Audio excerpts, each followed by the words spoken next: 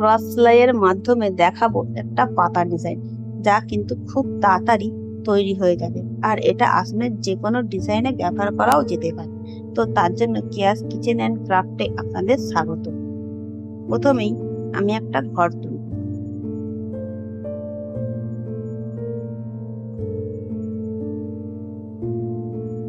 আর cross সেলাইয়ের নিয়ম হচ্ছে দুটো দুটো করে ঘর নিয়ে হবে, উপরে দুটো নিচে দুটো। তো সেই হিসাবে প্রথমে একটা ঘর তুলে তার বাঁদিকে কিন্তু আমি আরেকটা ঘর তুললাম নিচের দিকে।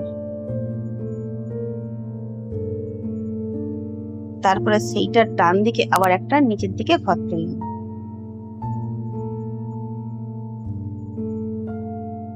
তোলার পরে সেটার আবার ডান দিকের উপর দিকে একটা ঘর তুললাম। তার মানে দেখো মাঝখানে কিন্তু একটা গ্যাপ রয়ে গেল, আর চার সাইডে একটা করে ঘর হয়ে গেল।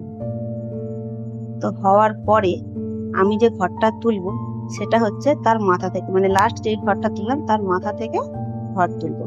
এই ঘরটা কটা হবে বলতো? ডান দিকে 4টে ঘর তুলবো। এটা কেউ যদি চাও 3টে দিয়েও করতে পারো, 5টা দিয়েও করতে পারো, কিন্তু আমি 4টে দিয়ে করেছি।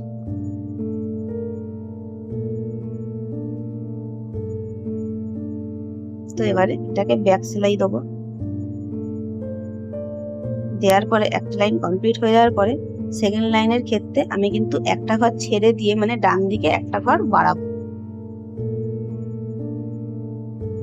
4টের ঘরই থাকবে, কিন্তু ডান দিকে একটা বেড়ে যাবে। প্রথমে একটা ছেড়ে দিয়ে ডান দিকে আরেকটা বাড়িয়ে দেবো।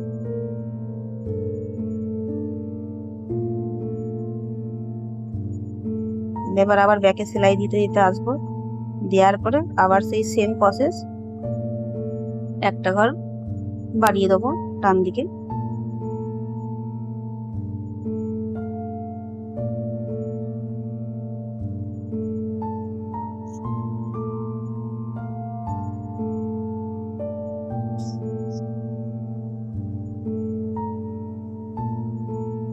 এবার আবার ব্যাকে সেলাই দেবো, দিয়ে আবার ডান দিকে একটা ঘর তুলবো। যেহেতু আমি 4টের ঘর নিয়েছি তাই কিন্তু আমার লাইনটা হবে 4টেরই। যদি 5টার নিই তো 5টার লাইন হবে, যদি 3টে করে ঘর নিই তাহলে 3টের লাইন হবে। কিন্তু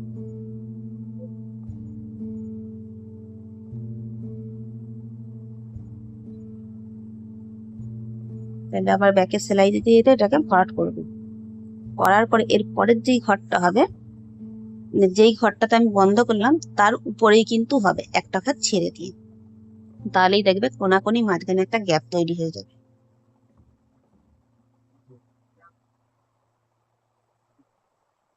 তো 4টে করেই কিন্তু ঘর নিতে হবে, পুরোটাই 4টেরই ঘর হবে। তাহলে আবার ব্যাকে সেলাই দেবো।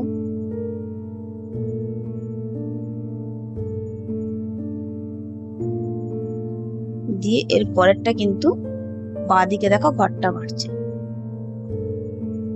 দেখো প্রথমে কিন্তু একটা মাঝখানে গ্যাপ তৈরি হয়ে গেল।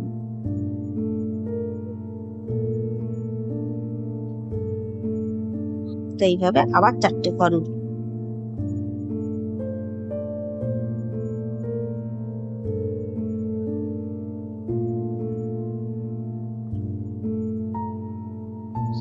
আবার ব্যাকে সেলাই দেবো। দেওয়ার পরে আবার বাঁদিকে ঘরটা বাড়বে। তাহলে বাঁদিকে যখনই বাড়ছে তখনই কিন্তু ডান দিকে দেখো একটা করে কমছে। প্রথমের ক্ষেত্রে কি হচ্ছিল, ডান দিকে বাড়ছিল, কিন্তু এটার ক্ষেত্রে আমি কিন্তু বাঁদিকে বাড়াচ্ছি আর ডান দিকে কিন্তু কমিয়ে দিচ্ছি। তো আবার 4টে উঠবে।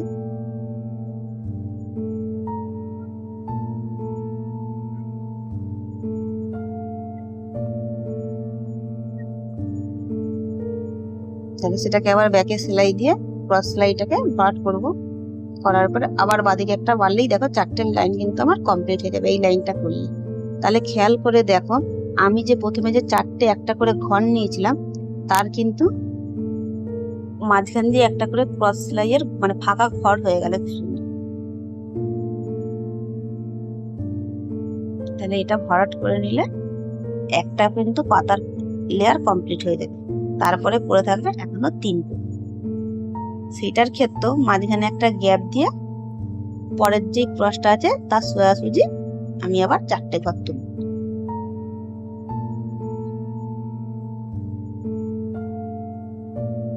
তাহলে দেখো আমি যে 4টে ঘর নিলাম সেই ঘরের মাঝখানগুলো কিন্তু ফাঁকা থাকছে। তাহলে আবার আগের মতনই ডান দিকে এবার কিন্তু আবার আমার ঘর বাড়বে। সবার প্রথমে যেরকম বাড়ছিল ডান দিকে, তাহলে এবারও ডান দিকে আবার 4টে ঘর, মানে একটা করে প্রত্যেকটাতে ঘর বেড়ে মোট 4টে ঘর কিন্তু বেড়ে যাবে।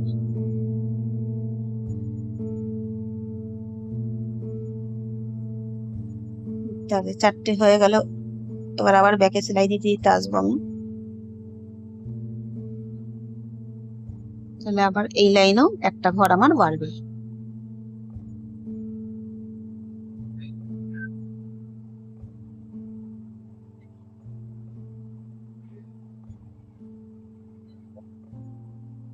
তাহলে আবার ব্যাকে সেলাই দিতে দিতে আমি আসবো।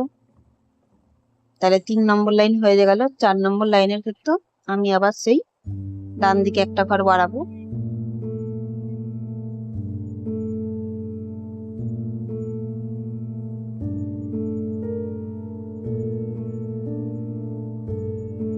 তাহলে ব্যাকে সেলাই দিতে দিতে আসবো।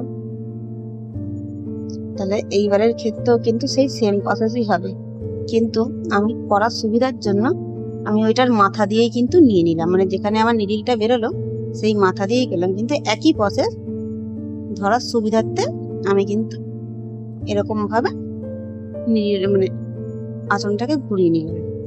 তো 4টে ঘর তুললাম, তোলার পরে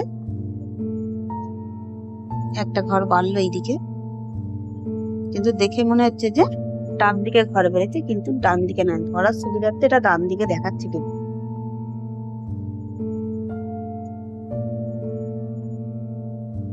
তাহলে 2টো লাইন হয়ে গেল। তারপরে 3 নম্বর লাইনটাও হবে সেম ভাবে।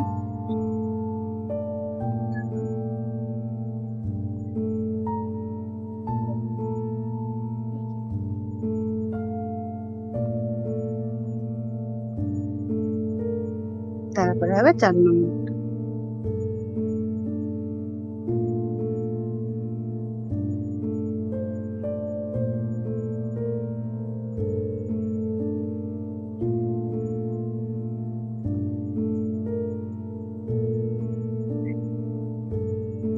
তাহলে 4 নম্বরটা হয়ে যেতেই কিন্তু আমার 2টো পাতার কাজ কমপ্লিট হলো। তারপরে এখনো কিন্তু 2টো পাতার কাজ বাকি রয়ে গেল। তো সেই হিসাবে আবার নতুন উল লাগিয়ে আমি কিন্তু কাজটা শুরু করেছি। তো সেম প্রসেস, মাঝখানে একটা লাইন গ্যাপ দিয়ে আমার 4টে ঘর উঠবে।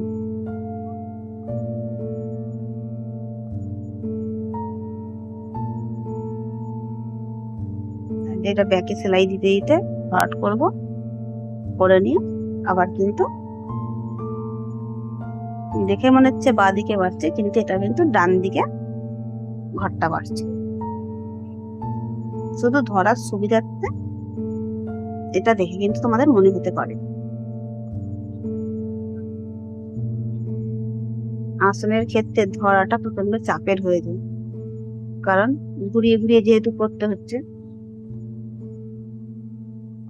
আর কেউ যদি ভাবো যে এরকম ভাবে না করে হয়তো বুঝতে পারবে না, তখন কিন্তু আমি যে 4টে সবার ফার্স্টে ঘর করেছি তার মাথা দিয়ে একটা করে ঘর তুলে নিলেই তার পরপর তোমরা যদি এগিয়ে যাও তাহলেও কিন্তু এই ডিজাইনটা সেম চলে আসবে। কিন্তু আমি সেইভাবে না করে ওই উল বারবার ধরে তুলতে হবে বা কাটতে হবে, তার জন্য কিন্তু আমি পিছন দিক দিয়ে ব্যাকে পুরো রাউন্ডে জিনিসটাকে করতে করতে এসেছি। তোমরা চাইলে সেভাবেও কিন্তু করতে পারো। ওটাতে তাহলে অত মাথায় রাখতে হবে না যে কোনটার পরে কি ঘর হবে, কারণ তুমি 4টে সোজাসুজি লাইন তুলে নিলেই হয়ে যাবে এই 4টে ঘরের সাইড দিয়ে। তাহলে এইভাবে কিন্তু আমার 4টে ঘর হয়ে গেল। এই লাইনটা করলে কমপ্লিট হয়ে যাবে।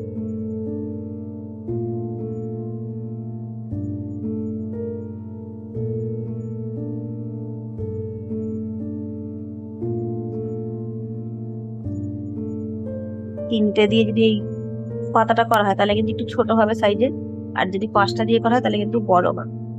4টে দিয়ে করলে জিনিসটা খুবই সুন্দর দেখতে হবে।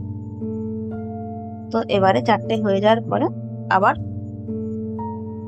আসনটাকে ঘুরিয়ে নিলাম, ঘুরিয়ে নিয়ে আমি আবার কিন্তু 4টের ঘর তুলি। তাহলে দেখো এখানে ধরার সুবিধা আছে বলে আমি কিন্তু উপর দিকেই ঘরটা তুললাম। আগের বারে কিন্তু পিছন দিক দিয়ে করছি, তাহলে সেটা নিজেদের মতন করে নিতেই পারো। শুধু জিনিসটা বুঝতে পারলেই তৈরি করা কিন্তু খুবই সহজ।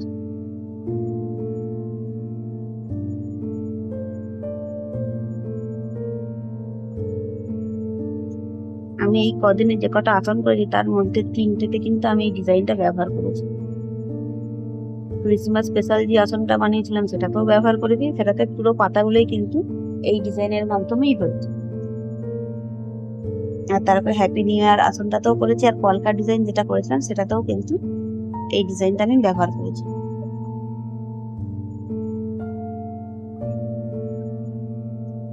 তাহলে এইভাবে 4টে ঘর হয়ে গেলে আমার কিন্তু এই 3 নম্বর পাতার কাজটাও কমপ্লিট হয়ে যাবে।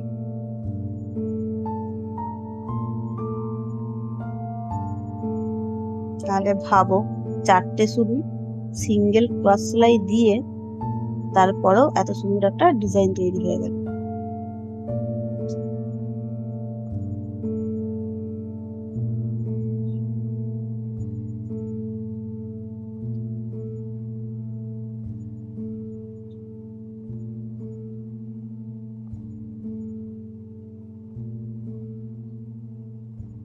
দেখো কোণাকুনি কিন্তু একটা ফাঁকা ঘরের সৃষ্টি হয়েছে।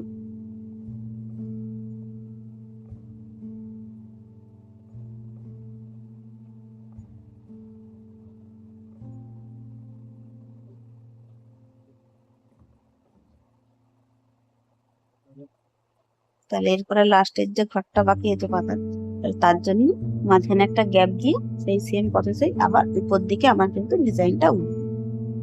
4টেই আবার ঘর হবে।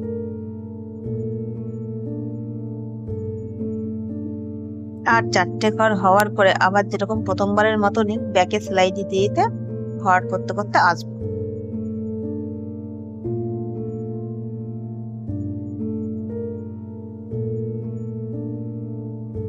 তারপরে আবার কিন্তু ডান দিকে একটা করে ঘর বাড়বে।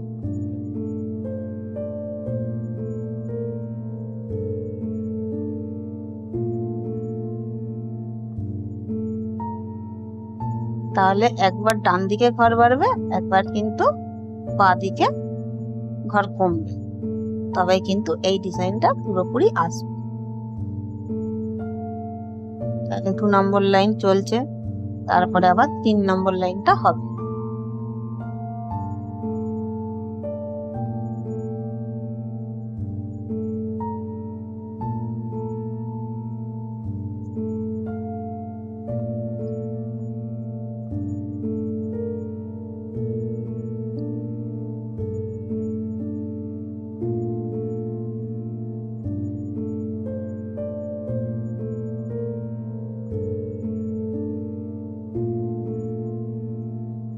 তাহলে 3 নম্বরটা হয়ে যাওয়ার পর 4 নম্বরটা যখন করব, এই 4 নম্বর লাইনটা হয়ে গেলে তারপরেই দেখো এখানে যে প্রথম আগে যে ঘরগুলো করেছি তাতে যেরকম একটা মাঝখান দিয়ে একটা লাইন বেরিয়ে গেছে, যে মাঝখানে একটা করে গ্যাপ আছে, সেই লাইনটা কিন্তু এখানেও তৈরি হতে শুরু করে দিয়েছে। যখন আমি ভরাট দিতে দিতে আসবো আরেকটা পাতার, তখন কিন্তু 4 সাইডেই সেই সেম জিনিস দেখতে পাওয়া যায়।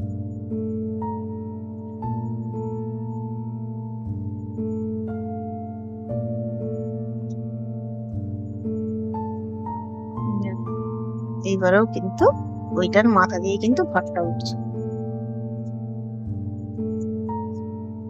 যেহেতু ধরা যাবে।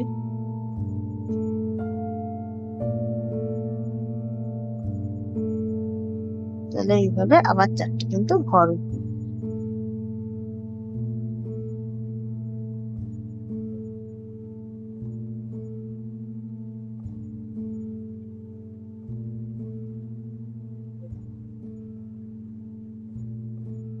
তাহলে বাঁদিকে কিন্তু আবার একটা ঘর বাড়লো, এইদিকে বাড়লো আর এদিকে কিন্তু কমলো।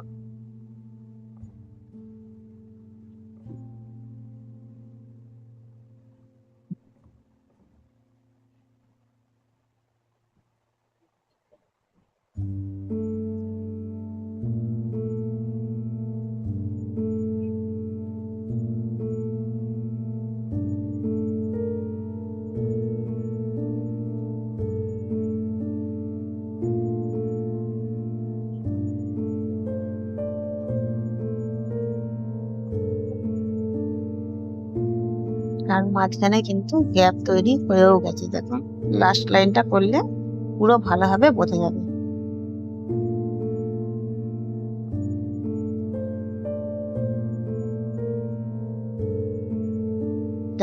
গ্যাপটা কিন্তু এখন খুব ভালোভাবে বোঝা যাচ্ছে। তাহলে সবার প্রথমে কিন্তু 4টে আমি ক্রস সেলাই তুলে নিয়েছিলাম, মাঝখানে একটা গ্যাপ। তারপরেই কিন্তু এই পাতা ডিজাইনটা পুরোপুরি ভাবে কমপ্লিট হয়ে গেল। আর এটা কিন্তু খুব সহজ, এতে কিন্তু কোলানোর কোনো ব্যাপারই নেই। তাহলে এই ডিজাইনটা কেমন লাগলো পারলে কিন্তু জানিও। আর আমি এই ডিজাইনটা দিয়ে কিন্তু অনেক আসনেই ব্যবহারও করেছি। এর মধ্যে যে কটা আমি আসন করেছি, তো সে কটা আসনও কিন্তু আমি দেখাবো।